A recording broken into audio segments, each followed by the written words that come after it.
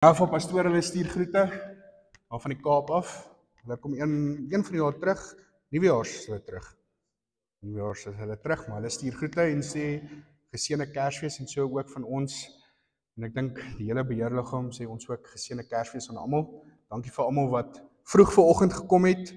Ons het net laasweek beloof dat ons 'n vinnige diensie gaan hê vanoggend.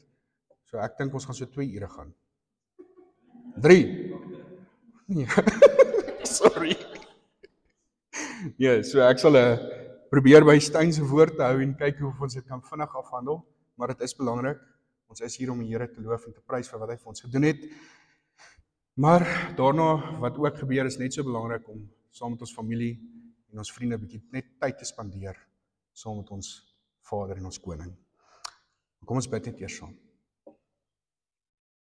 Vader, dankie dat ons kan stil en rustig raak voor U en U kan loof en prys vir alles wat U vir ons doen. Dat U seun vir ons gestuur het af aarde toe, dat hy gebore is, Vader. Dat hy vir ons gesterf het en dat ons weet hy sit aan die regterhand. Vader, ons kan net U loof en prys en U vra, maak ons harte sag en maak ons ore oop en help ons laat U woord op vrugbare grond val, Vader, en laat ons dit van hier af uitvat en weer vir ander mense van te vertel. En dit is waar dit gaan. Bid dit alles in die groot en heilige naam van Jesus Christus. Amen. Nou ja, soos ek gesê het, ons is vandag hier so om die geboorte van Jesus Christus te herdenk. Hy wat af aarde toe gekom het, mens geword het en weer gesterf het vir ons sondes. Jy sien, maar Jesus wat gebore is in 'n stal met geen sosiale status of enige aansien of beroemdheid nie. Dit is eintlik die woorde wat ek gehoor het op 'n advertensie hierdie afgelope week en ek moet vir julle sê, ek stem nie heeltemal daarmee saam nie. Want jy sien dis waar, maar Jesus is in 'n stal gebore. Hy het dalk nie aardse beroemdheid of aardse aansien gehad nie, maar wel hemelse status, hemelse beroemdheid en hemelse aansien. En is dit nie waar dit gaan nie? Het gaan nie oor wat die wêreld van ons sê of wat hier op aarde gebeur nie, maar wat God in die hemel sê. En dit is wat saak maak vir my. Jy sien, hy het afgekom aarde toe om te verseker dat ons almal die geleentheid het om gered te kan word. Hierdie storie wat meer as 2000 jaar terug begin het, is die beste storie wat ons ooit kan vertel. En dit is die storie van Jesus Christus se geboorte. Jy sien in hierdie storie, die beste van alles van hierdie hele storie is dat alles in hierdie storie waar is. En hierdie storie het eintlik nie begin met Jesus se geboorte nie, maar reg aan die begin toe God in sy wysheid en sy liefde alles geskape het. Dit is wanneer hierdie storie begin het. Toe God toe al besef het wat hy gaan moet doen vir ons as mens om vir ons sondes te sterf en in te tree. Ek wil vir julle 'n paar versies lees uit die Ou en die Nuwe Testament. Verskoon my, vandag is meeste van my versies weer in Engels. So, ja, ons gaan voort. Isaiah 7 vers 14 sê, "All right then, the Lord himself will give you the sign. Look, the virgin will conceive a child, and she will give birth to a son, and will call him Emmanuel," which means God is with us. En dan net 2 hoofstukke later in Isaiah 9 vers 6, dan sê dit, "For a child is born to us, a son is given to us. The government will rest on his shoulders, and he will be called Wonderful Counselor, Mighty God, Everlasting Father, and Prince of Peace." Dan kom in die Nuwe Testament in Johannes 1 vers 1 tot 5 en ek dink ons almal ken hierdie versies. Dit sê vir ons, "In the beginning was the Word." En ons weet daai woord was Jesus Christus. "And the Word was with God, and the Word was God himself. And he was in the beginning with God." Jy sien, Jesus is nog altyd daar. Dan gaan hy aan om te sê, "All things were made and came into existence through him, and without him, not even one thing was made that has come into being. In him was life, and the life was the light of men. And the light shines on in the darkness. And the darkness did not understand or overpower it or appropriate or absorb it. Al hierdie versies praat van Jesus en wys na Jesus toe. En ons weer die Ou Testament wys na die Nuwe Testament en die Nuwe Testament is 'n vervulling van die Ou Testament. Jy sien in al hierdie versies, hierdie vervulling het gebeur met die geboorte van Jesus Christus. Maar as jy hierdie storie van Jesus geboorte mooi gaan lees in al die boeke soos dit opgeskryf is, byvoorbeeld soos in Lukas en Matteus, en net besef hoe belangrik is hierdie storie. Jy sien partykeer moet ons eers die manual lees. Ons het gister 'n paar geskenkies oopgemaak en my vrou was oulik genoeg om vir my 'n nuwe skeermes te koop, 'n elektriese skeermesie. En ek was so excited geweest. Ek is badkamer toe gaan skeer. Sonder om te lees, want hierdie skeermes het so, ek dink 8 verskillende adaptertjies en baie glad geskeer, ek moet vir julle sê. Maar na die tyd was ek so bekommerd geweest dat ek 'n rash gaan kry, want ek is regtig heeltemal glad. En toe ek in die sitkamer instap, toe gee my vrou vir my goeie raad en sy sê, lees eers die manual. Ons het 'n manual. Ons het 'n manual vir ons lewe, ons het 'n manual vir hartseer, ons het 'n manual vir liefde, ons het 'n manual vir wysheid, ons het 'n manual vir die ewige lewe. Lees ons hom. Moenie maak soos ek en net eers gaan skeer en dan die manual wil lees nie. Gebruik ons Vader se woord. Maar dan om terug te kom by hierdie storie, elke aspek van hierdie storie is so belangrik. Dan gaan net kyk na 'n paar vandag en die gehoorsaamheid, die geloof van gewone mense. Hoe God se hand in hierdie storie is en ook die hoop wat vir ons gebore is in Jesus Christus. Ek wil eers begin kyk na Maria en haar geloof wat vandag nog 'n voorbeeld vir ons kan wees. Jy sien in Lukas, dan begin hierdie verhaal van Jesus se geboorte nie met blydskap of lofsang, maar eintlik met 'n verrassende begin. In Lukas 1 vers 26 tot 38 dan verskyn die engel Gabriël aan Maria. En onthou op daardie tyd was Maria en Josef nog net verloof gewees en hulle het nog glad nie intiem verkeer nie. En Gabriël sê vir Maria, ons het dit vanoggend gesing ook, dat sy guns gevind het by God en dat sy geboorte sal gee aan Jesus. En Gabriël beskryf ook vir Maria presies wie Jesus is.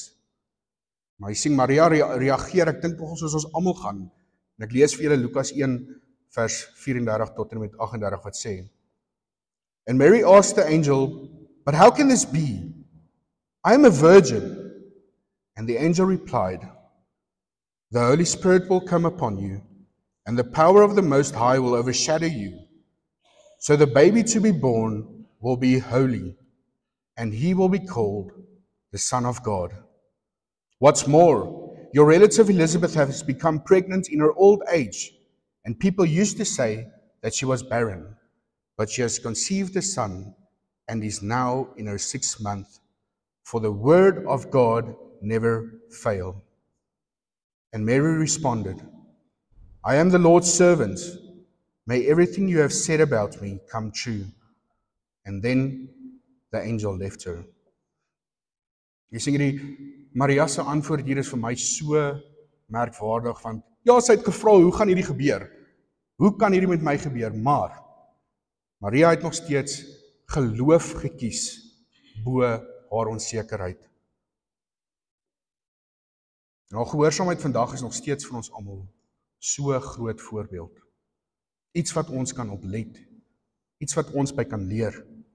So ek wil vir jou vandag vra, het jy dalk 'n situasie in jou lewe waar jy dalk moet reageer soos Maria? Ten spyte van al die onsekerheid, ten spyte van situasies in jou lewe wat nie reg uitwerk op die oomblik nie, ten spyte van klippe in jou pad wat dalk daar mag lê wat jy nie weet hoe uit die pad het moet gerol word nie. Gee oor aan God. Hy is die een met die antwoorde vir jou. Want jy sien al het Maria vertrou, is ek seker sy het geweet dat weens die feit van haar Joodse afkoms dat hierdie profesie oor haar lewe baie groot probleme vir haar kon inhou. Want jy sien as Josef die verloving gestop het en hy het Maria aangekla vir oorspel, ons gaan nou nie hiervan lees, dan sou Maria volgens die Joodse wet in die Ou Testament voor haar gemeenskap gebring geword het en doodgestenig geword het. Maar in elk geval, jy sien, Maria het te midde van haar probleme, te midde van moontlike verwyte, te midde van moontlike dood, gekies om God te vertrou. Gekies om te luister na hom en gekies bo alles om gehoorsaam te wees. En volgens God se plan te lewe en nie haar eie nie. Ten spyte van al die onsekerheid het sy geloof gekies bo alles. Jy sien, as ons kyk na Josef, ek dink ons kyk Josef baie keer mis ook in hierdie storie. Sy rol wat hy gespeel het. En ek gaan net een aspek ook fokus op Josef, Jesus se aardse vaderfiguur. En dit is die feit, weer eens, dat hy ook gehoorsaam wees.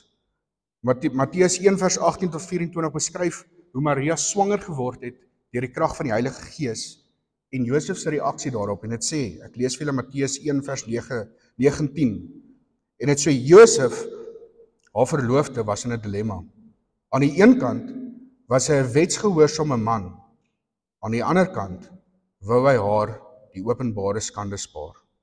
Daarom het hy hom voorgenem om die verloving privaat te verbreek.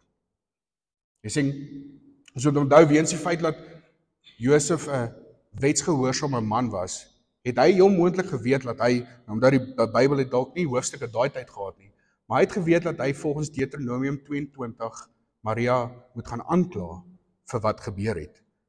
En as hy die onreg kon bewys teenoor hom, dan sê Deuteronomium 22 vers 20 die volgende, ek lees vir julle wat sê: Maar indien die man se beskuldigings waar is en die vrou se maagdelikheid nie bewys kan word nie, moet die regters die vrou na die deur van haar pa se huis bring en die mans van die dorp moet haar daar met klippe doodgooi. Opvallend hier, Josef het besluit om nie na die wet te luister nie, maar eerder na die engel wat hom toe gekom het en hom vertroosting te gee en hom vir hom gesê het, trou steeds met Maria. Hy het nie na die Ou Testament wet geluister nie, maar na die engel. En ek besef net, jy sien, as God nie hier ingetree het in hierdie situasie op daai tydperk nie, en die hele storie van Maria se swangerskap het dalk uitgekom, of Josef het anders reageer, was my redder nooit gebore nie, was sy ma doodgemaak, was sy lewe beëindig voor enigiets gebeur het. En sê ek besef net weer eens, God kan intree in elke situasie. Hy kan intree en dit laat uitwerk vir die beter in ons lewens. Jy sien, in Josef se besluit om by Maria en haar ongebore kind te bly, demonstreer net sy kragtige gehoorsaamheid. En hierdie gehoorsaamheid toon vir ons dat gehoorsaamheid nie altyd met erkenning of enige verduideliking kom nie. Dat ons soms net moet leer om te vertrou en te luister na God se woord en God se stem. So by Maria en by Josef kan ons so baie leer van geloof en gehoorsaamheid. En Stein het laasweek gesê nogal ook, het hy gesê, God het hier gewone mense gebruik. God het nie enige iets nodig as gewone mense nie. Ons bereidwilligheid is wat hy nodig het. En hy het nodig dat ons onthou waar hierdie gaan, waar hierdie dag gaan. En dit is dat hy sy seun af aarde toegestuur het om ons koning en ons redder te word. Maar jy sien, ek gaan nou nie na nog mense kyk nie, ons kan na soveel voorbeelde in hierdie storie kyk en ek wil julle aanmoedig, gaan lees hierdie storie. Gaan lees die storie van Jesus geboorte, kyk vir jouself na die belangrikheid van die wyse manne, die skaapwagters wat na Jesus toe kom met al die verskillende aspekte. Maar ek wil ook bietjie kyk na 'n gebeurtenis. Jy sien, selfs gebeurtenisse in hierdie storie kan vir ons 'n voorbeeld wees. En ek wil kyk na die reis van Josef en Maria vanaf Nasaret na Bethlehem. En hierdie storie word opgeskryf en beskryf in Lukas 2 vers 1 tot 6 wat ek wil vir julle lees. En dit sê, at that time, the Roman Emperor, Augustus, decreed that a census should be taken throughout the Roman Empire. It was the first census taken when Quirinius was governor of Syria. And all returned to their own ancestral towns to register for the census. And because Joseph was a descendant of King David, he had to go to Bethlehem in Judea, David's ancient home. And he traveled there from the village of Nazareth in Galilee. And he took with him Mary, to whom he was engaged, and was now expecting a child. Hierdie reis van Josef en Maria wys net weer vir my hoe gehoorsaam hierdie twee mense was. Selfs met Maria wat swanger was, en onthou sy was laat in haar swangerskap, want net toe hulle in Bethlehem aangekom het is Jesus gebore. So sy moes laat in haar swangerskap gewees het, maar hulle het steeds na die opdrag van selfs die owerhede geluister en gegaan en gaan doen wat hulle moes. En dit kon glad nie maklik gewees nie. Ek onthou toe Mariet laat na haar swangerskap was met Daniel, wou ons glad nie ver getoer het of ver gery het nie, want ons wou naby aan 'n hospitaal gewees het om vinnig daarby te kom uitkom. Jy sien, hier gaan hierdie twee mense nie eers met 'n voertuig nie, maar ter voet. En vat 'n reis aan van ongeveer 140 kilometer om gehoorsaam te wees aan die regerende mag. Sou jy dit gedoen het? Te voet stap, 140 kilometer. Maar in elk geval, hulle gehoorsaamheid.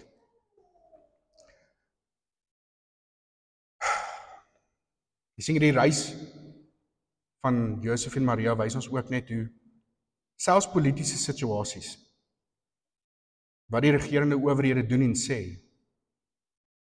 persoonlike krisisse, enigietsie wat gebeur rondom ons, in lyn kan val en in lyn sal val met God se planne. Alles gebeur volgens sy plan. Want jy sien, Bethlehem, 'n klein onmerkwaardige dorpie, het die geboorteplek geword van ons Jesus Christus. En dit is weer eens so voorspel in Mika 5 vers 2 in die Ou Testament. Ons God laat planne uitwerk volgens sy wil. Ons moet net leer om te luister. Ons moet luister na sy leiding, vertrou op hom. En soms moet ons bietjie uitbeweeg, al weet ons gaan moeilike situasies in die gesig staar. Jy sien, en hierdie geboorte is die mees belangrikste geboorte in die geskiedenis van ons mensdom. Daar is geen geboorte belangriker as Jesus se geboorte nie. Lukas 2 vers 6 tot 7 beskryf hierdie gebeurtenis as volg, en so eenvoudig, nie met baie mooi woorde nie, maar tog so kragtig. Lukas 2 vers 6 tot 7 sê, "And while they were there, the time came for her baby to be born. And she gave birth to her firstborn son. And she wrapped him snugly in strips of cloth and laid him in a manger, because there was no lodging available for them." 'n eenvoudige geboorte, sonder enige seremonie of selfs gemak, in 'n stal, is ons koning gebore en neergelê in 'n voerbak vir diere. Ons redder wat nog altyd daar is, deur wie alles geskape is, het in die wêreld binnegekom as 'n kwesbare baba. Jy sien, die geboorte van Jesus openbare God wat die mensdom ontmoet waar ons is. Hy het nie enige indrukwekkende gebeurtenisse of enigiets te nodig om ons as sy kinders te nader nie. Al wat hy verwag is dat ons as sy kinders hom ook nader. En onthou wat hy vir ons gedoen het deur die geboorte van Jesus Christus.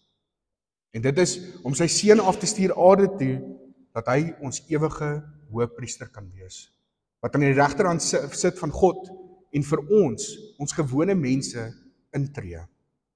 En dit is waar hierdie dag vir my gaan.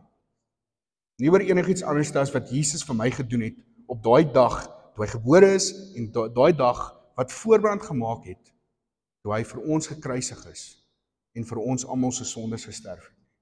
Dit is waar hierdie dag vir my gaan.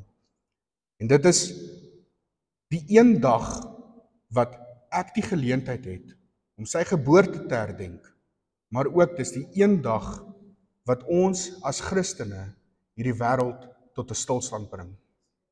Waar soveel mense weer die geleentheid kry om te hoor wat gebeur het, die evangelie te hoor en 'n kans kry om Jesus aan te neem as hulle saligmaker en verlosser.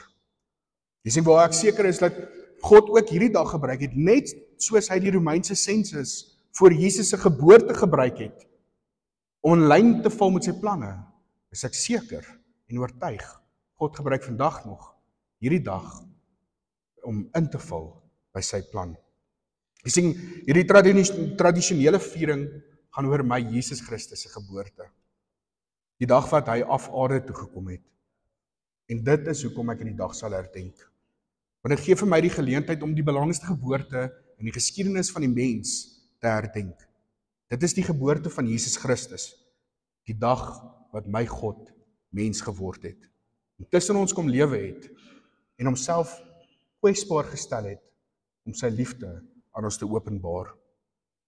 En die dag, soos ek nou nog gesê het, wat voorbrand gemaak het, vir daardie dag op die kruis, wat hy sy lewe vir jou gegee het, om te sterwe vir jou sondes. Jy sien, dit is hoekom hierdie die beste storie in die wêreld is, om te vertel. Hierdie storie is vol van hoop, hierdie storie is vol van liefde, en die krag van God, wat ons vandag die geleentheid het, om te vier en te herdenk. So dalk is hierdie feestyd vir jou 'n moeilike tyd, dalk beleef jy iets wat in jou pad staan, 'n moeilike tyd, 'n moeilike situasie, of 'n geliefde wat jy in die dood afgestaan het. Maar ek wil vir jou sê, jy kan krag en hoop vind in wat Jesus gedoen het. Jy kan krag en hoop vind in sy geboorte. Jy kan krag en hoop vind in die feit dat jy weet, hy het vir jou gesterf. Vir ons almal se sondes. Vir die wat hom aanneem as koning en verlosser. Want Jesus is vir jou, soos ons nou gelees het, your wonderful counselor, your mighty God, your everlasting Father, and your Prince of Peace. En jy kan na hom toe kom, en jy sal by hom die vertroosting kry, wat jy nodig het. So ek wil jy nooi vandag, kom ons sluit af om saam met my koning se nagmaal te geniet, en te onthou waar gaan hierdie dag. Dit gaan oor niks anders as Jesus se geboorte. Dit is hoekom ek hier is.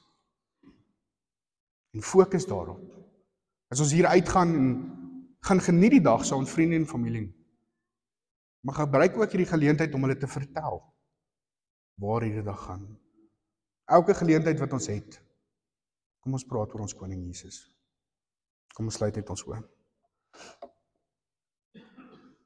Vader, dankie vir dit wat U vir ons gedoen het, dat ons U kan loof en prys vir die seun wat hier gebore was op aarde. En Vader, al weet ons, hierdie is nie die dag of die datum wat hy gebore is, loof ons U vir die feit dat hy wel gebore is. Vir die feit dat my Jesus mens geword het, hier op aarde kom lewe het, 'n kwesbare baba geword het, 'n kwesbare mens geword het. Maar Vader, ek kan ook U loof en prys dat hy vir my op die kruis gesterf het, en nou in die hemel is, en ons weet, dat hy weer sal terugkom. En dis loof en prys ons U, en ons sê net vir U dankie vir die dag, en ons sal dit aanhou herdenk. Ons bid dit alles in die groot en heilige naam van Jesus Christus. Amen. Dan gaan julle nooi om vir julle 'n broodjie en 'n wyntjie te kom haal, en dan as jy dit het, hou dit net by jou, en dan gaan ons dit saam neem. Kom haal gerus vir julle asseblief. Onthou wie en wat Jesus vir jou is, en raak stil voor hom, en bring jou probleme na hom toe. Hy kan jou help, of wat gesondheid is, finansiëel, maak nie saak wat se situasie jy mag mee sit nie. Jou redder is gebore, hy het vir jou gesterf, sodat jy na hom toe kan kom, en direk na hom toe kan kom, sodat hy jou hoëpriester kan wees, en the veil was torn.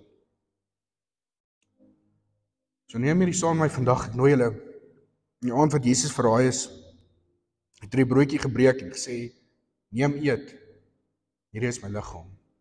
Kom ons doen dit saam.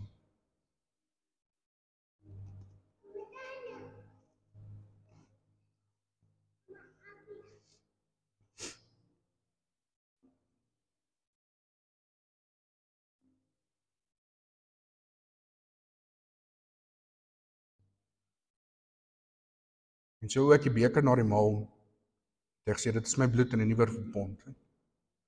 En daarvoor is ek ewig dankbaar. Kom ons neem dit saam.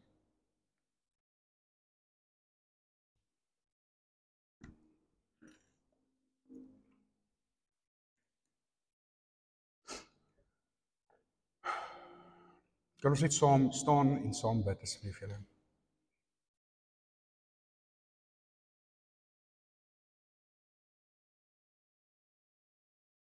Vader, dankie dat ons kan staan voor U met dankbare harte en net U kan loof en prys. En nie kom met klagtes of enige probleme nie, maar Vader, net eers te sê dankie. Dankie vir wie U vir my is. Dankie vir die wysheid wat U vir ons gee. Dankie vir die leiding wat U vir ons gee. Dankie dat soos hierdie jaar nader en nader aan 'n einde kom, dat ons kan weet U was saam met ons in hierdie afgelope jaar. U is met ons in die volgende jaar. U is altyd daar. Dankie dat U Seun vir ons gestuur het na hierdie aarde toe en wat hy alles vir ons gedoen het. En ons bring elke probleem en elke situasie voor U. En ons kom lê dit by U voete neer. En ons vra U vir die hulp, vir die leiding en wysheid in elke ding. En dit bid ons alles in die groot en heilige naam van Jesus Christus. Amen. Dankie Stein.